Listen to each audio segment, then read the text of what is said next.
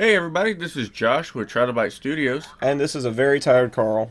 And today we're going to be discussing a kind of off-topic discussion with a minor history of zoological parks and whether or not we believe conservation is kind of a good thing or bad thing, I guess. Yeah, but before we do that, Carl and I would just like to thank everybody from the comments in our last video and the abundance of subscribers recently. I think we were up to 52, I believe. Yeah, we are just over the 50 subscriber mark, and that's kind of a big deal. I mean, we went from, like I said in the previous video, basically all friends and family at like 9 subscribers, and now we're all the way up to 52, which is pretty cool. So yeah. Thank you everybody for liking, subscribing. Thank you and for liking and subscribing, like Carl said, and sticking around.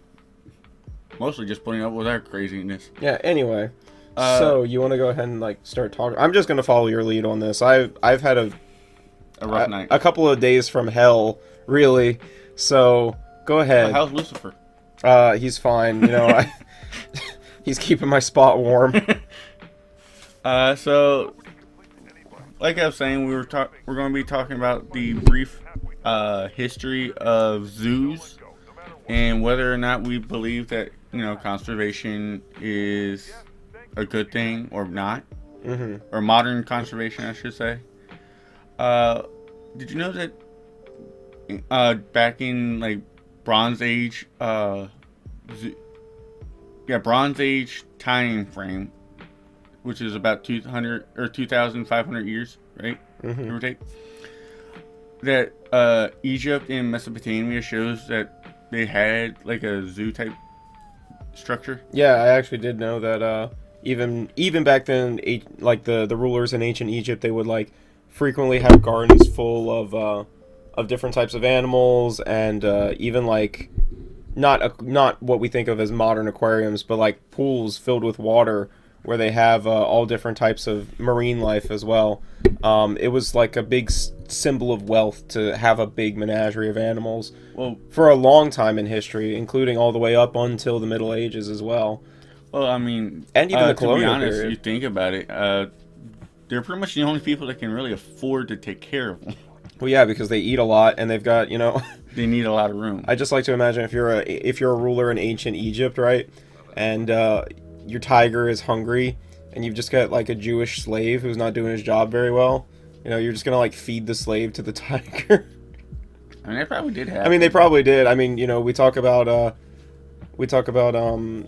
the Bible, what's the one guy who with the lions? You know who I'm talking about? Yeah, I know who you're talking about. I don't remember the name off the top of my head, but I would imagine that some of that happened. I mean, he was fed to what, like 40 lions? No, I thought it was just like 2 lions. Okay. I don't remember. But yeah, they weren't really zoos yet, but there's more of, like you said, a menagerie where, let's face it, they basically were old school Pokemon trainers. They were just collectors. They're they played Pokemon, but you know, in real life. Yeah, they were one of everything. Quite literally just collectors. Now, even in what we call the classical period, which was after the Bronze Age, and then humanity rebuilt itself basically after the some minor collapse. Right. Greek, Roman, China, and even the Aztecs show evidence of these menageries in their cultures. See, I didn't know about the Aztecs. I knew about the Greeks and the Romans, of course, and China, but I didn't know that the Aztecs did it. But I was very surprised that Aztecs had. I mean, what are they collecting? Like alpaca and jaguars? Is that it? I mean, they're from. The Aztec Empire was in Mexico, so they could have a very large variety from both Central, South, and North America. Yeah. I mean, so yeah. The one thing that I would say is Rome was the biggest deficit, at least that I'm aware of, to the natural ecosystem with the whole menageries. Why would you say that? The Colosseum. Animal trade and all that. I mean, but like that's been going on for hundreds of thousands, well, not hundreds of thousands, but thousands of years before the Romans. I understand that. How do you think that But the Egyptians got their animals? It's not just the Romans. Yeah, that are but they doing did this. it on a much larger scale. Yeah, So I mean, with the Silk Road and the Roman Empire, they were, they had Colosseums, not just the big one in Rome. Yeah, but I know. All They over. had a lot of Colosseums all over. So, but did you know that they actually used the same animal a lot of times?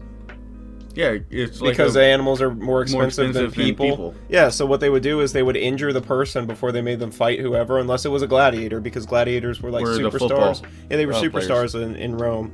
And so what they would do is if it was like a slave or something, or if it was somebody who had committed a crime, and they were to be executed. You're getting a bent fork and being thrown to the lion. You're not even getting a bent fork. You're getting a dulled spoon, and they're gonna cut your hamstring, and then you're gonna go out there and try to fight a lion.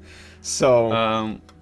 I mean, I would say sure that they did probably a little bit, but I don't know. I think that the northern elephant of Carthage, yeah, the bear of Africa, and yes, there were bears in North Africa during Roman times. Okay. Then you had the largest known lion species to modern history, which is the Barbary lion. Yeah.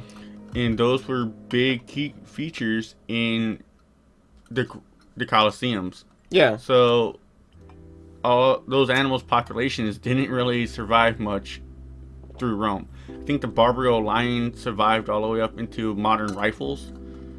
But yeah, the other two didn't. Now, do we mean modern rifles or do we mean like muskets? I mean, like a cartridge rifle. Oh, like with rifling. High power cartridge rifle. Okay. Because when you say, yeah, I know. Yeah. Modern rifle could be, still black powder and. That's not a modern rifle. Modern rifle, when I think of a modern rifle, means like.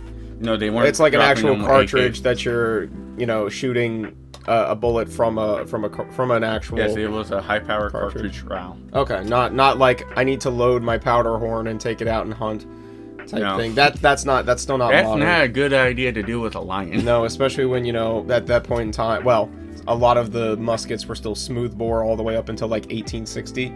So you walk out to hunt a lion and you shoot at it, and all of a sudden your bullet just goes off. The bullet just falls out the barrel of the gun. It doesn't even Yeah, it doesn't even shoot. It just flies off in a different direction, and the lion's just now angry at you.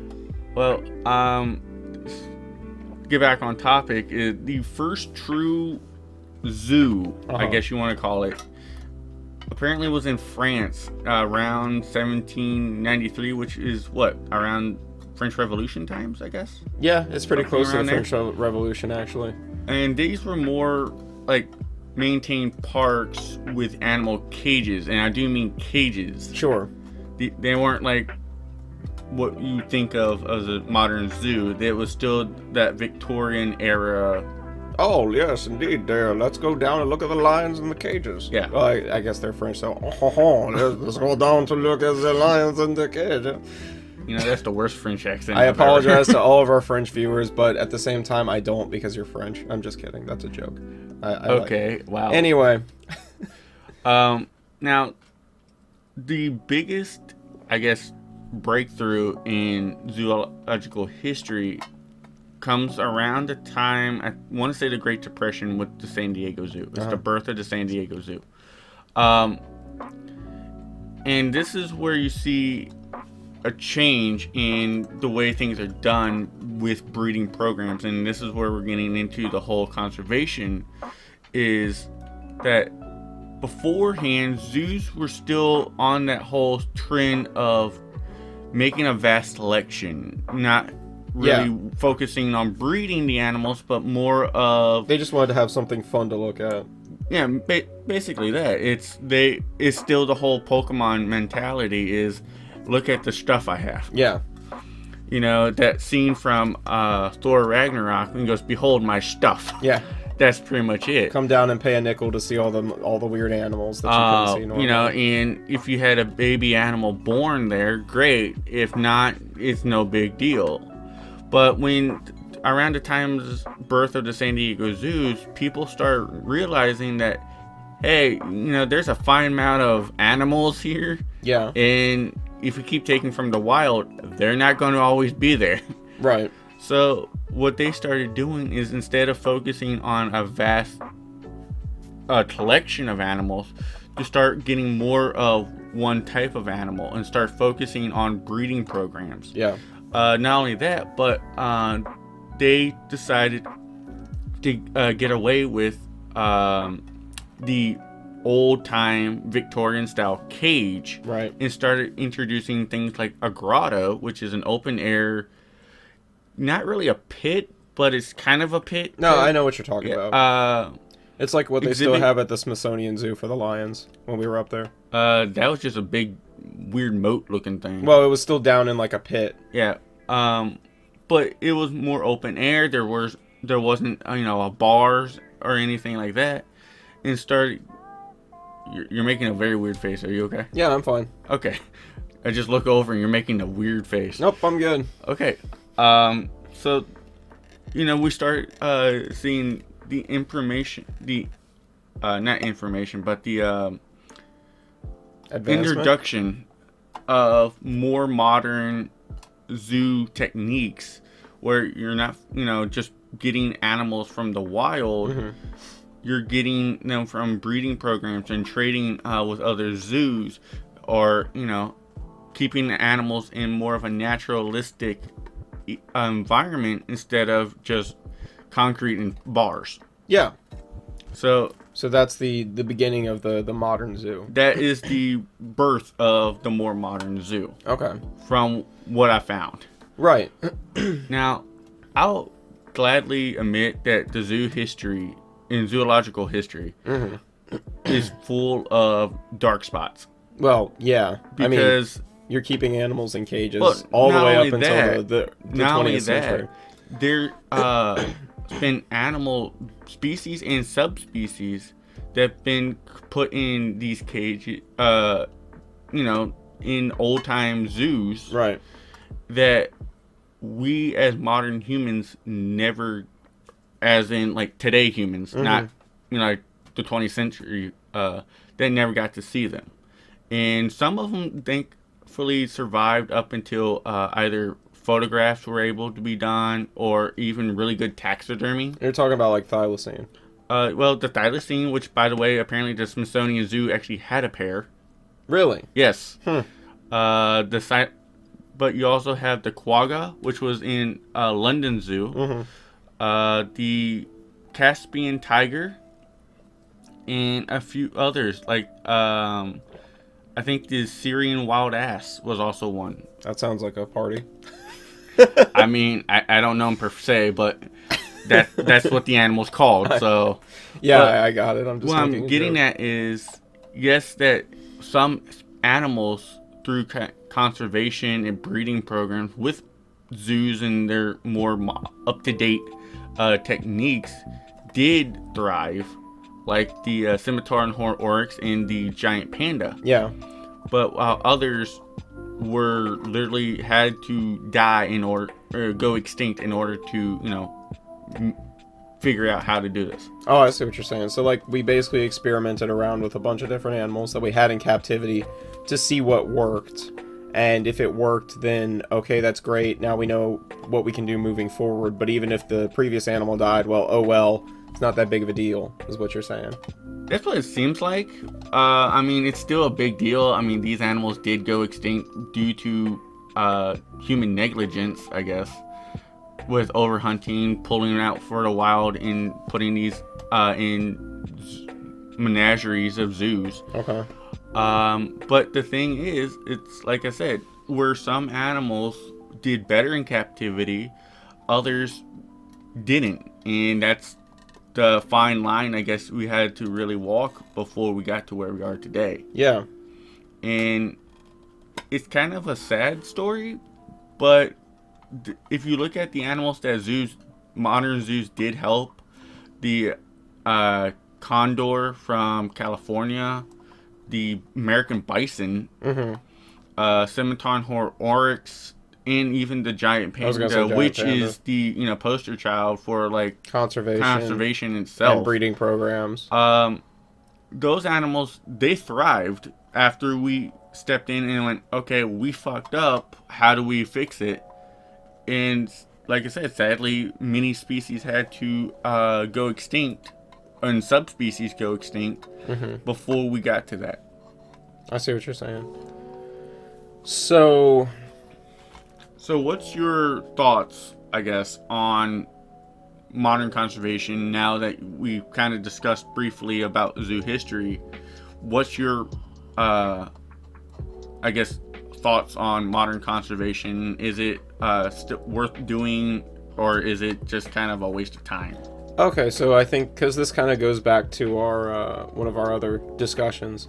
So in order to be consistent in my logic, I think that modern conservation, you don't want to give up like breeding programs that you have for species that are like already extinct in the wild. That would be kind of sad, because again, you can use that kind of as a poster child for conservation, right? Like, don't do it again type of thing. Like, and here's a snow leopard, and there's only about 15 of these left in the world, and we've got 10 of them in captivity or something like that, right? Better example would probably be the Amur leopard from that Russia, North China, right? But because I think there actually is like 50 in the wild, right? But I mean, these modern conservation programs are fine, and I think that a hands-off approach to animals in the wild is probably what we need. I mean, we can stop other humans from interfering with them, right? Like, I mean, anti-poaching, right? Like anti-poaching and lobbying and logging. Oh yeah, logging. And well, standing also in a lobby is not really. Well, no, also lobbying. You know, like people who are in government lobbying for the preservation of these animals. You know, for the government to take action to help preserve them, but as a hands-off approach. So I don't think we should give up the conservation programs that we've got, but I think there's a fine line between we've gone too far and we're doing too much, and we're still like just conserving the species. You know what I mean? Is there any other thoughts you want to do for this? Well, you haven't said your thoughts yet. This is true. I totally forgot about that. Yeah. It's been the morning. I'm the sleepy one. Yeah, I know, but it doesn't mean I got any rest. I guess my thoughts on it is, ever since I was little, I loved zoos and seeing the animals. You don't get to go around the world to actually see the animals in the natural habitat. So zoos is kind of the best way to do it. Right. And like you said, I've been following zoo kind of like off and on with the San Diego Zoo, which is one of my favorite. I never actually been, but I want to go. The Smithsonian History, and a few others, where without those zoos, some species wouldn't be here for us today to look at. Yeah. And admire. Case in point, we keep going back to the northern white rhino, and I think we should probably do a video more later on. But the San Diego Zoo Wild Animal Park tried to get a northern white rhino breeding program up. It kind of failed. A zoo in, I want to say, Eastern Europe, I don't know the country exactly, had some more northern white rhino species, or rhinos. They had somewhat of a breeding program, but they decided to transfer the animals back to more of a natural Africa, back to Africa, for see if maybe they can boost numbers that way. So but just Madagascar too. What? What about Matt? Go back to Africa. Okay, I get it. I'm like, wait, what? And now we literally have one northern white rhino left in the world. Yeah. So, that's a fail in conservation, but it's all the knowledge that we got just trying to get them to breed also has led to, and this goes back with the whole resurrection thing video, is we still have sperm, we still have eggs frozen in storage banks. Right. We could technically redo this with by giving a surrogate mother with the southern white rhino. But that opens up The resurrection argument. the whole resurrection argument. By the way, go watch that video. It's a really good discussion. It is a good discussion. But if you can do a natural conservation, I think that's the way to go. Yeah. Like we were saying with, if you can actually see the animals in the zoos and then hear their story about, how they're doing in the wild, that's one thing. That's a thing that you can take back with you. But when the species is pretty much done, Mm-hmm. I don't think conservation should try to drag it out. Yeah, no, I agree. It's one of those things like, yeah, we screwed up, and there's no way to fix it. I mean, there's not a reset button for these things, and it's sad to say that there's probably even more species even today that may be extinct within the next few years. Right. That modern conservation just couldn't help. Right. See, like, I don't know. I think if we've got a population that's breeding in zoos and, it's not around in the wild anymore, then you shouldn't, like, just give it up by, like, not allowing them to breed. Like, if they're still going to breed in captivity, that's fine. Just keep them in captivity and use them as an example moving forward. You know what I mean? Yeah, like saying, the scimitar and horned oryx. Right, and saying, like, oh, and by the way, because you can imagine, you're on a tour, you're walking around the zoo, you're kind of bored, and you come up and you see the scimitar oryx, and you're just like, and the tour guide's like, oh, yes, this is our breeding pair, and it's a good thing we've got them because there are none of them left in the wild, and then they just keep walking, right? You know why I keep bringing up the scimitar and horned oryx, right? No. They are actually extinct in the wild. There you go. Exactly. They are only found in zoos and breeding programs in captivity. Right. Recently, the Mongolian wild horse, also known as the Kozlowski's horse, yes, was also reintroduced to Mongolia recently from just captive bred animals. So reintroduction could work with conservation, but it has to be done with the people in the area. If you can't get, if they're not on board with conserving the species native to their range, then you're pretty much just stuck with in captivity. Sure. You know what I'm saying? It's like everybody has to be on the same page in order for it to work. Yeah, I don't think that I don't know. Reintroduction gets into the whole, like, is that technically resurrecting a species that was already extinct in the wild, even though we still have it technically in existence? And I don't really feel like getting into that now. To be completely honest. It's too early in the morning for that. It's too early, and I am way too tired to try to get into that. But that kind of covers my thoughts. Is like, you don't want to give up conservation that you've got of animals, and it's incredibly important to try to conserve the populations that we have in the wild. The entire time we've been doing this argument, all I can hear is just Steve Irwin's voice in my head saying conservation. I mean, it's not really an argument. It's more of just kind of like a PA. No. I didn't mean that like it's an argument. I just mean I just hear his voice in my head literally saying just conservation over and over and over. He was the poster child for our childhood. I know. And I still miss him. Yeah, it's stuck with me, and I might even like take the time to edit in that clip that I'm thinking of. If it's the same clip I'm thinking of, it's going to be a tearjerker. Yeah, it will be a tearjerker. But I think that does it for me. And do you have anything else to add before I cut to that clip? No, I think we pretty much covered it. So this is Josh. And this is Carl. Signing off, and please like and subscribe. Enjoy the clip. I think the proudest thing that I've achieved professionally is global wildlife conservation. The proudest thing I've achieved personally is my children. Is there anything in this world that would want to make me give away what I'm doing now? Yes. Yes, there is. When my children can take the football that I call wildlife conservation and run it up. When they're ready to run up our mission, I will gladly step aside. And I guarantee you it'll be the proudest moment of my life. And my job will be done like my mum and my dad. That, and only then, then and only then will I know that I have achieved my ultimate goal.